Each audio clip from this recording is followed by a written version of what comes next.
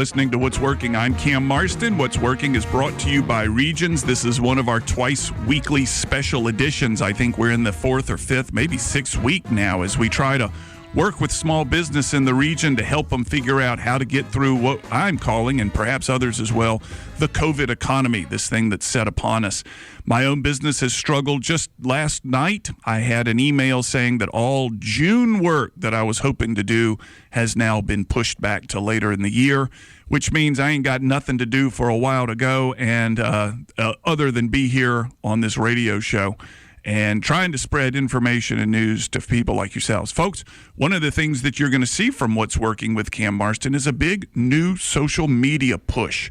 And I know, at least if it reflects my own behavior, there are a lot of people staring into the vacuum of their social media these days. And that's where we're putting a lot of our content going forward. I want you to keep an eye out for What's Working with Cam Marston on Instagram and on Facebook and on Twitter. I've got a couple of allies in this effort who are helping me load this content up and are making an investment in this to see exactly what it does for us. I've spoken to so many people, and I've said this so many times, spoken to so many people who can attest for a bump in their business due to an investment in social media, and Instagram seems to be the one. And I want to thank you. I want to thank those that are lending a hand to this effort of mine. Last night, 6 p.m. show, we had August House Restaurant on and Smack Shack's food truck, and they both offered coupons, and I want to spread that around. If you are interested in a 20% off coupon for any of the food offered at August House or at Smack Shack's food truck, I'm going to give you this text number, and I'll give it again at the end of the show. Text What's Working to 44222. Again, What's Working to 44222. You'll get this week's notes, and you'll also get a good bit of information that's being provided to us by Regions Bank, who will be our first guest when we come back from this break. I'll have Nikki Morgan and James Taylor on. They're going to tell us in detail about the CARES Act and specifically the alternatives available through retirement plan. You've got a SEP, you've got a 401k, you got an IRA, a Roth IRA, whatever these things are. There are new rules that have been implemented that allow you to access that money. And as much as I want to know what those rules are and what any sort of penalties are or penalties that have been removed, this matters to all of us. I want to see, and I suspect they're going to be hesitant to do so just to the way their compliance offices works, I want to see if there's a way to think through whether this is a good idea or not for someone like you or me. I know I have been saving in a 401k since, 20 some odd years now, and I'd hate to see that balance go away, other than what the stock market's already done to it. But is there a way to think through whether this is a good idea or not? And I'm going to push them on that, and hopefully they'll help after we get through the bones of these programs and what is now being offered. Following the Regions segment with Nikki and James, I got Elizabeth Lombardo. I was introduced to her last week. She's a psychologist. She's in Chicago, believe it or not, and this is where she operates out of, and I'm going to read you her bio real quick, a very short bit of it. She's helped numerous high-profile individuals achieve success and is considered Shaquille O'Neal's head coach for happiness. His head coach for happiness. Interviews in outlets such as Today, Good Morning America, Dr. Oz, Forbes, and Success Magazine. And what I've specifically asked her for are a couple of things. And what she's identified, I gave her my request, and she came back and said, Cam, what you're talking about is called the red zone, high levels of stress where our rational thinking is hijacked. She's going to talk to us about this and how to overcome it. Second, another one called learned helplessness, the concept that there's nothing I can do. And goodness knows, folks, I feel that way, particularly after getting that email last night that all June work has been canceled. I felt helpless. There's nothing I can do, as well as what she calls the 3x5, 3 times a day to take 5 minutes to de-stress. I'm excited to meet her. I know from my interactions with her, a very dynamic personality. And then don't forget about 152. We're going to wrap up with the best ideas of the show today. I've got a sheet of paper here, and I jot them down as the show goes along. And I'm very excited to get my friend Brad Israel on about 153. Brad's got a military background. He was a Green Beret and I've seen and read some of his very inspirational stuff. We'll be excited to get him on. We'll be back with our guests from Regions. You're listening to What's Working, brought to you by Regions.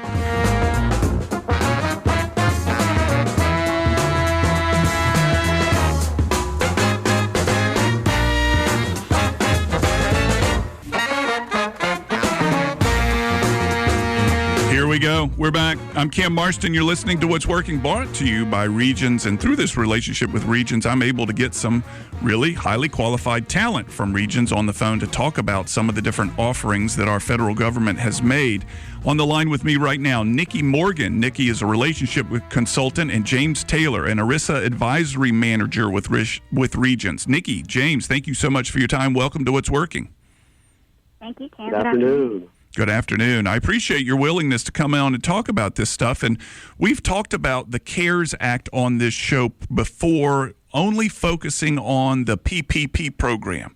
I'm aware that there is availability now, or has been perhaps, on what they're calling hardship withdrawals from retirement accounts. And I'd love it if you would give me an overview of what those are, and then we can get specifically into them and how they may apply to our listeners.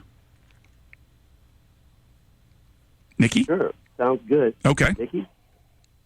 Yeah, so one thing that the CARES Act is now permitting are hardship withdrawals for states that have been declared a federal disaster area, which is pretty much all states.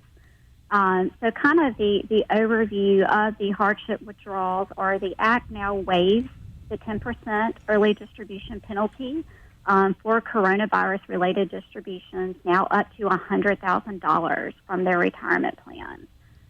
Participants had the ability to repay the distributions back to their plan within 3 years, and they also may include it in income for tax purposes ratably over 3 years if they're not repaid in that same year. So what's considered a coronavirus-related distribution? A lot of people have been asking that question to see if they qualify. So any distribution that's taken within this 2020 plan year, if they've been diagnosed with the disease, and that has to be done by a test approved by the Center of Disease Control. If their spouse or dependents have also been diagnosed, if they've experienced adverse financial consequences from being quarantined, and that also considers if they've been furloughed or laid off or having work hours reduced due to the coronavirus, being unable to work due to lack of child care. Most people have been out as well because all the children are out from schools.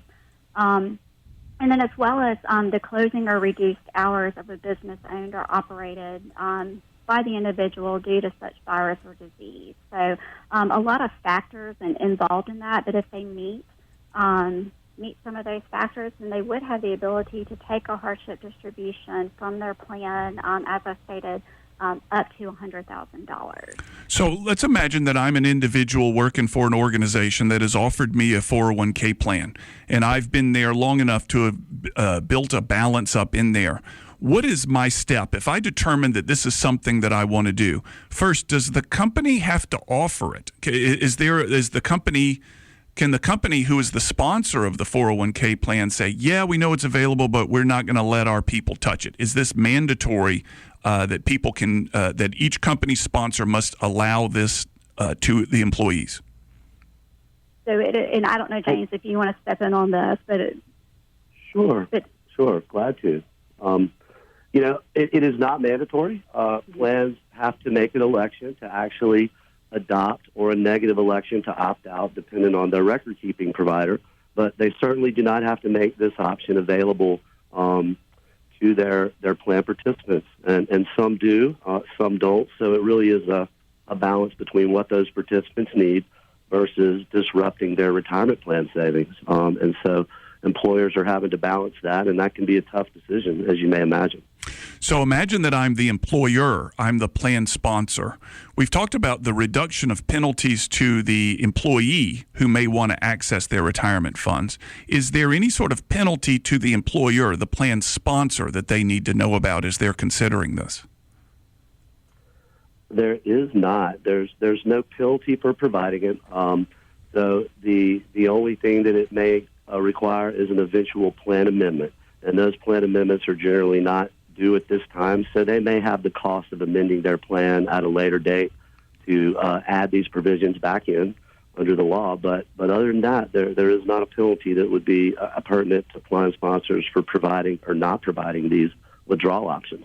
So if I'm an employee and have access to my plan, I then go to my plan sponsor at my employer, the HR person, whomever it may be, and say, I know that we now have made these funds available to people like me.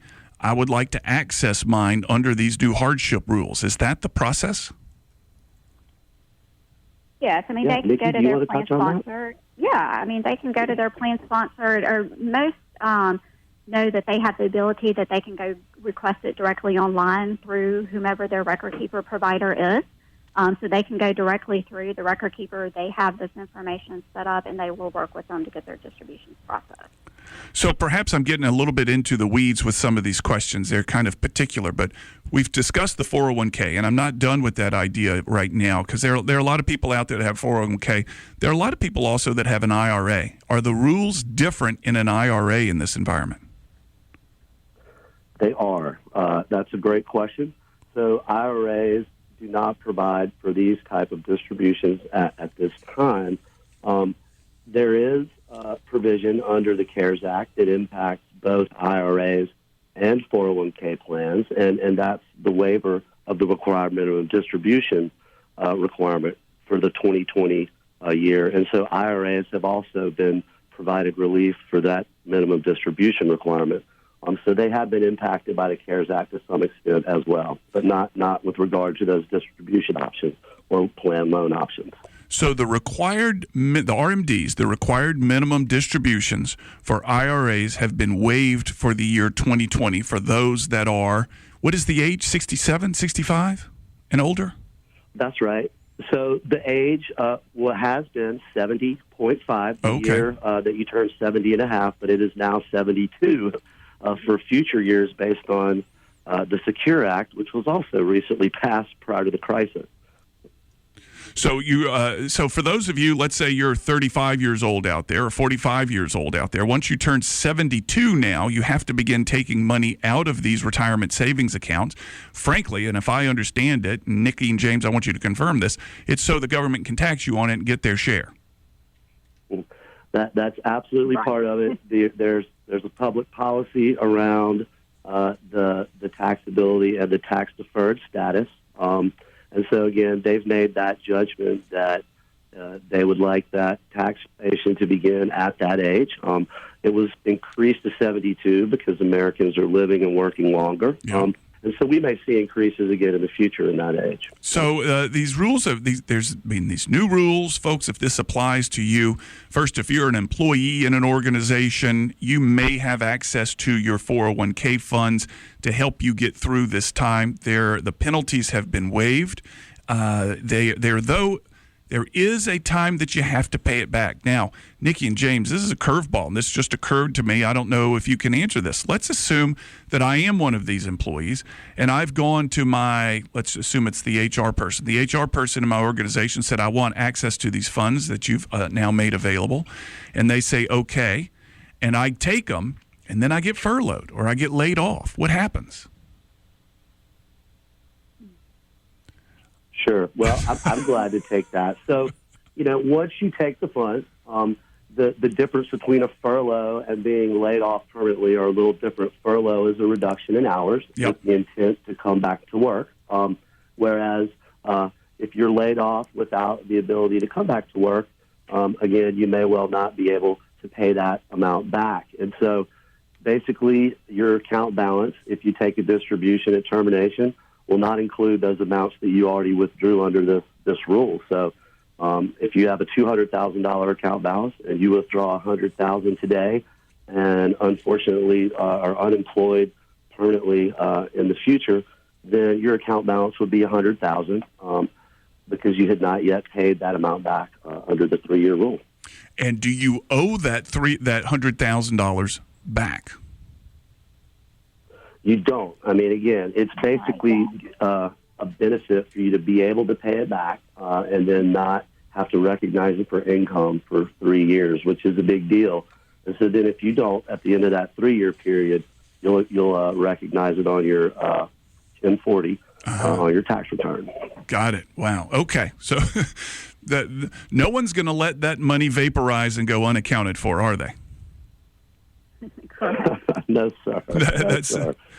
So I'm curious the thinking. Now, in this, again, I recognize that you guys have restrictions on what you're allowed to say due to compliance reasons and things of that nature. I've dealt with enough financial services organizations in my other work to know that it's very onerous and you have to be careful what you say, and I want to respect that. But what is the thinking? If I'm listening out there thinking, man, I've been putting money in my 401k, my company has been matching it, I've never really thought too much about it. However, now may be a time that I need to look at it due to many different reasons.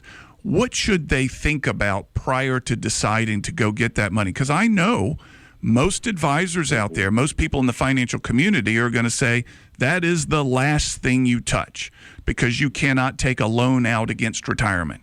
That is the last thing you touch and you're pulling your funds out. Help me with the process of thinking through this if I'm somebody with a 401k and am considering this right now.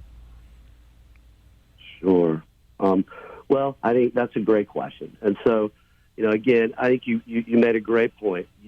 These participants always want to make sure they discuss this with their tax advisors because there's tax consequences and there's obviously consequences on your future retirement savings.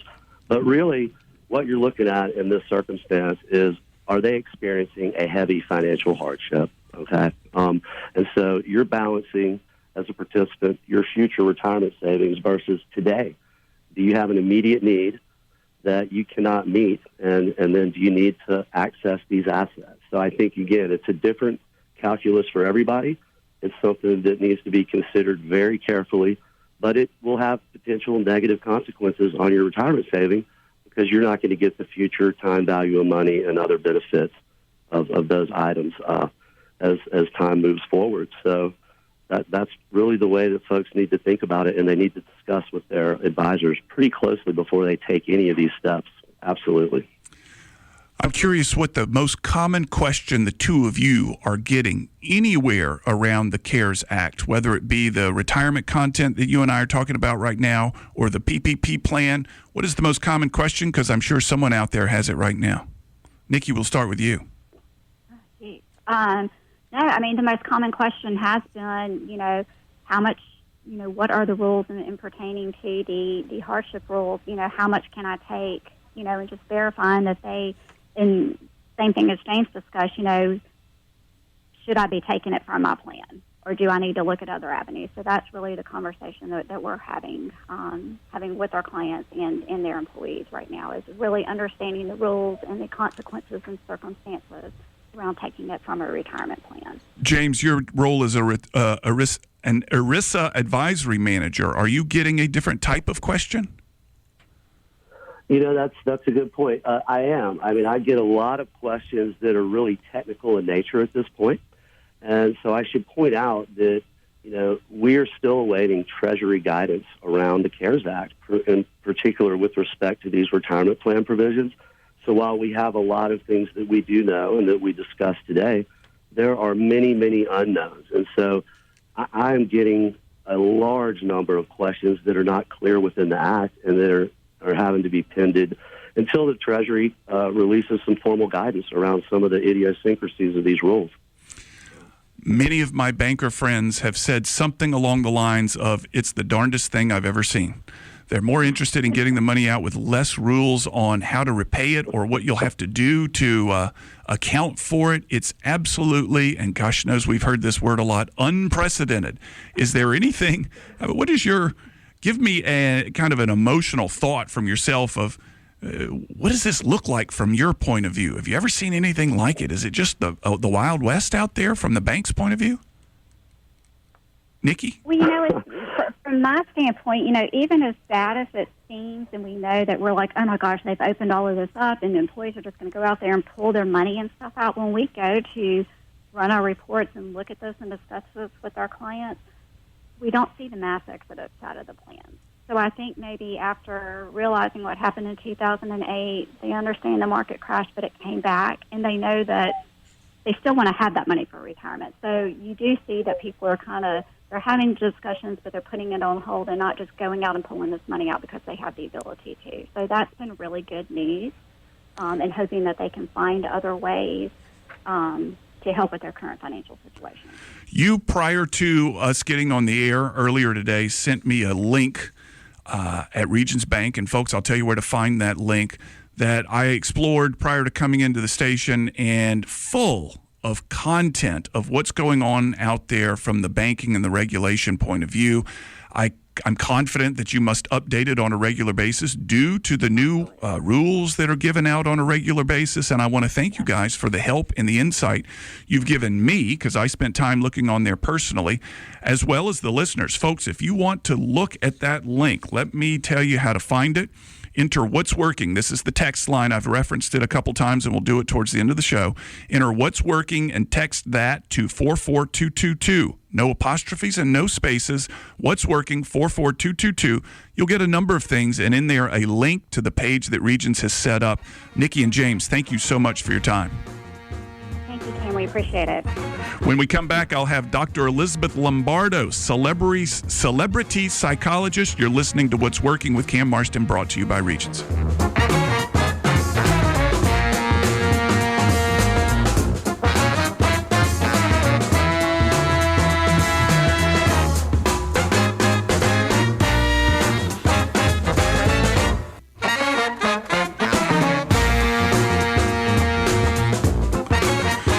We're back. This is Cam Marston. You're listening to What's Working, brought to you by Regions, and I am about to make the absolute top list of the America's most trusted celebrity psychologist. Her career will never be the same after appearing on What's Working with Cam Marston in Mobile, Alabama.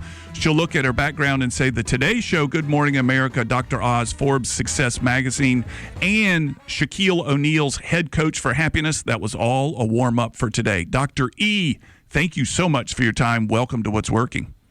I am ecstatic to be here. Thank you very much. You and I were networked together by a mutual friend of mine, and it wasn't until just yesterday, I guess, as I was preparing for today's show, that I realized you were in Chicago. I thought you were in Dallas, but Chicago. How are things in Chicago?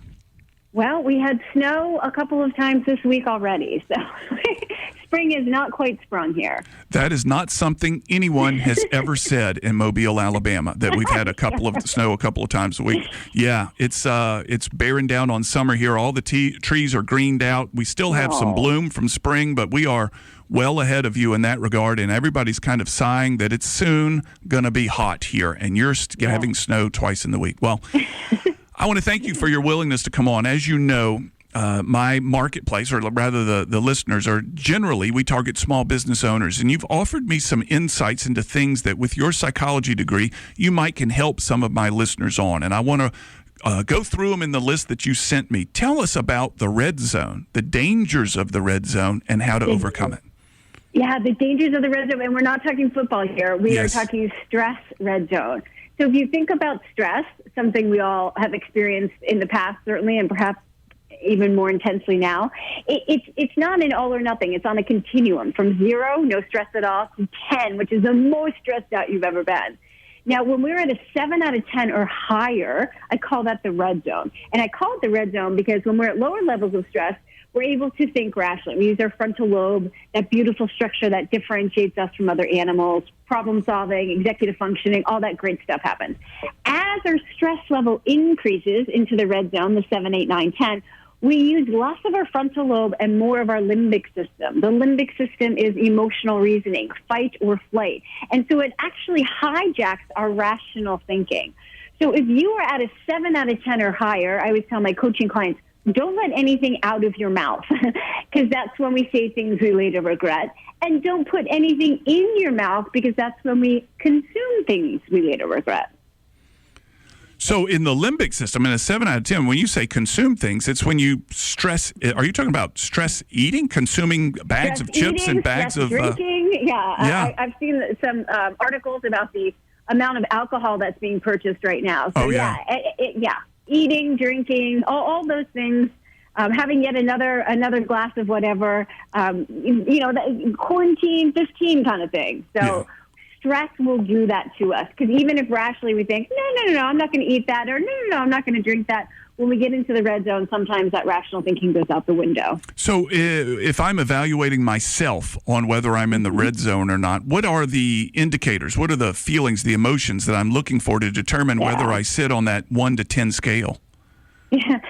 So there are 3 I call them red flags. And when you experience these red flags, it could mean you're in the red zone. One is high intensity of emotions, just what you said. If you're noticing yourself feeling very angry or worried or fearful, or if your loved ones who are in quarantine with you point out that you're being a lot more irritable, that could be a red flag that you're in the red zone. And in fact, I was on a conference call yesterday, and one of the gentlemen was saying that he didn't realize how stressed he was until his partner, his wife, had said, "You know what? You're kind of being a jerk lately." That was his red flag.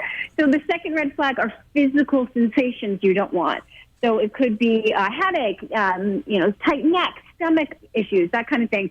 Sometimes that can be an indicator of high levels of stress. And then the third red flag are engaging in behaviors you don't want to do. So it could mean, for example, yelling at a loved one. It could mean eating something you don't want. But it could also mean avoiding what you know is healthy for you, not doing your exercise, procrastinating on a project maybe at work that it's causing you too much stress that you say, just forget it.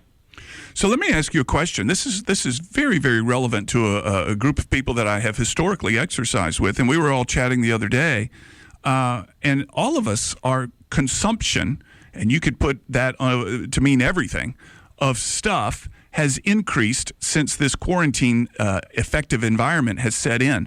But none of us have gained any weight, and we all were standing on the, not together, but all kind of said, I stood on the scale the other day, and I've had dessert 4 nights this week, and my alcohol consumption is up, and I sat down and opened up a bag of chips, and a couple of minutes later it was empty. Is this could this all be stress related, the fact that there's been no weight put on? What could your explanation be? Well, I think I'd be careful about who you say that to, because there may be people who would literally like to kill you for that.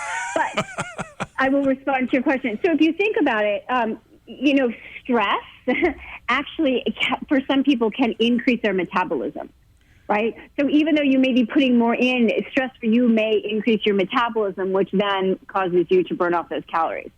For many people, it has the opposite effect, and stress messes with their metabolism. Stress can also, for others, not you, lay down fat cells, especially in the abdominal region where we probably least want it. Every body is different. Yeah, that must be it. Now, I want to move on because there's a couple more, and I'm particularly interested in the second one. Learned helplessness, the concept that there's nothing that I can do. Yeah, so a lot of people are experiencing learned helplessness right now, where they feel like, I can't leave, the economy's tanking, there's nothing I can do about this. I call it cable guy syndrome. So if you've ever moved and had to schedule the cable guy to come, install your internet and cable, and he's supposed to be there from 9 to 12, and it's 12, it's 1, it's 2, he's not showing up, you're calling, you're texting, you can't find him anywhere, and it feels very frustrating. Yeah. When we're in a place of learned helplessness, it actually can induce, research shows it can induce a state of depression, because it gets us to a place of there's nothing I can do. And what we always want to remember is there are 2 strategies to coping with any situation. One is the problem focus. What can you do about this problem? So when it comes to businesses, I'm sure the business owners out there are already figuring out, what can I do? How can I change, with the time? So that would be changing the problem. Sometimes we can't change the problem. We're all stuck at home right now. That's the way it is. So there's another strategy that's often overlooked, and that's emotion-focused coping. How can you change your emotional reaction to it? To maybe one of acceptance, to focusing on the positives of being home, that kind of thing. And what that does is twofold. When we allow ourselves to focus on the emotion focus, not only does it feel better, but it gets us out of the red zone. And again, when we're in the red zone, we don't have that problem-solving capability because that limbic system has hijacked us. So it actually, when we get out of the red zone then from this problem focus, or from the emotion focus, then we're better able to solve the problem. Well, is it as simple as saying, from the learned helplessness idea, that I feel my emotions triggering, or whatever the terminology may be, and I say, I know this, and this is not good, so I'll be happy instead? It's just not that easy. There's got to be a process that will move me out of that into a better frame of mind. Yeah, the way to overcome it is to say, what can I do? What can I do? I'm going to give a personal example, unrelated to COVID, but a personal example. My husband 4 years ago was diagnosed with a terminal illness. The doctor at the Mayo Clinic looked at us and said, take him home to prepare to die. And, as you can imagine, that could induce some learned helplessness. There's nothing we could do. So after being in a state of shock, we then started asking the question, what can we do? What can we do? So this doctor said we can't cure it, but we found a whole lot of other doctors who gave us treatments. Now he's declining, and his health is quite poor right now. We're still asking that question, what can we do? We can spend time together. We can be grateful for the time we have. We can have meaningful conversations. So it takes us from the state of, I can't do anything to, okay, what can I do, whether it's emotionally within me or actually to change the situation itself. So each of us have control over asking that of ourselves. What if one of our business listeners has a partner or a colleague in their workplace who just won't get out of this funk that you're describing? Should they go poke them in the eye or do something else? Smack them across the face? Right. No, so again, when people are in the red zone, which is probably what's happening, this kind of information is really hard to process. Right? It's kind of like gratitude. Gratitude is a wonderful thing. We know that when we experience gratitude, the stress center in our brain reduces activity, and it's a wonderful thing. When we're in the red zone, even though we know there's a lot to be grateful for, we don't want to feel grateful. And same thing, when we're in the red zone and someone says, well, what can you do? It may make you want to poke that person's eye out. So the key there is really to help them get out of the red zone first, and then you can have these conversations. Yeah, and my instant reaction to someone in this situation, and I can think of business environments that I've been in as well as family environments, is to leave them alone and let them work it out. And that's what I'd want. Leave me alone and let them work it out. However, is that your advice? Leave them alone or engage? It depends on your relationship with them, and it depends on that individual. So some people do better figuring things out on their own, and some people need a little help. But in those situations, offering things. Hey, I'm going to go. I'm going to go for a run. Do you want to come with me? I can't really do that right now, but kind of offering a couple of ideas. Not focus on the business so much, but really focus on helping themselves get out of this high level of stress. All right. I appreciate it. Let's touch the final one, the 3x5. 3 times a day, take 5 minutes to de-stress. Yeah. So we talked before about the red zone and the importance of being out of the red zone. I call that reactive stress management, i.e. when you notice yourself creeping up, you want to do something healthy and helpful to get yourself out. The 3x5 is more of a proactive. 3 times a day for at least 5 minutes, do something healthy and helpful that will reduce your stress. So it could mean going for a walk, doing some meditation, spending time with a loved one, watching a funny video. Getting a good night's sleep would be a wonderful one. And really schedule them out in your calendar, because we know, we've all heard great advice or thought, oh, that would be really helpful, and we don't actually do it. So I recommend to my coaching clients that you put in your phone a pop-up to remind you it's time to meditate, it's time to do your deep breathing, it's time to go for a walk, so that you are implementing this. And what it does is, instead of letting your stress creep up throughout the day, it can keep it in check. And is it something you do alone, or is it something you could pair up with a colleague or with a spouse, whatever it may be? Yeah, no, pairing up is great. Have your family be part of it, absolutely. And it can also be nice to pair up, because then you have an accountability partner. Because for some people, when that pops up, oh yeah, I'll get to that later. Nope, you got to do it right now. It's 5 minutes. I find, and I can relate to something you just said, back when I was traveling a lot, I'd jump on these airplanes and leaving my family, and I just got to the airport and often change planes in Atlanta. If you live down in this neck of the woods, you know what I'm talking about. And kind of angry that I'm being taken out of this world that I didn't want to get on, didn't want to get on the plane. And I began to think, all right, find somebody in the airport that I can help. And more often than not, and I can relate to this as a parent, it was helping a parent with young children board the plane. Can I help you with your stroller? Can I help you with your child? And a couple of times I've had people hand me their baby. Would you take my baby on the plane? Like, yep, I didn't expect that, but yep. And it changed my attitude. And I've had to remember over and over again, if I can find somebody to help, this funk that I'm in will disappear. Dr. E, you've been very helpful. I appreciate this very much. Thank you so much for your contribution. How can people find you? Real quick. ElizabethLombardo.com. ElizabethLombardo.com. I'll put it on the website or the text message line if anybody wants it. You're listening to What's Working. We'll be back after this break.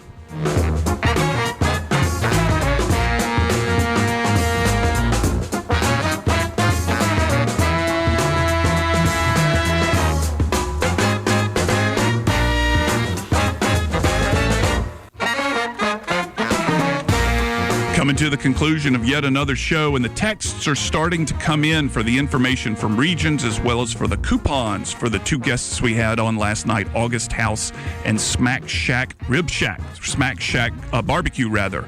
And that text number, 44222, enter what's working, no apostrophes, no spaces. You'll get that those coupons as well as the information from Regions as well as a number of other things that we've discussed this week. So let me highlight what I've heard on the show thus far today, and we'll get Brad Israel on the line here real quick. First, the CARES Act overview with the retirement plans. The 10% early distribution penalty has been waived for coronavirus-related distributions of up to $100,000. If you have a 401k, your employer must open this up. You can't do it individually. The employer must open it up to everyone.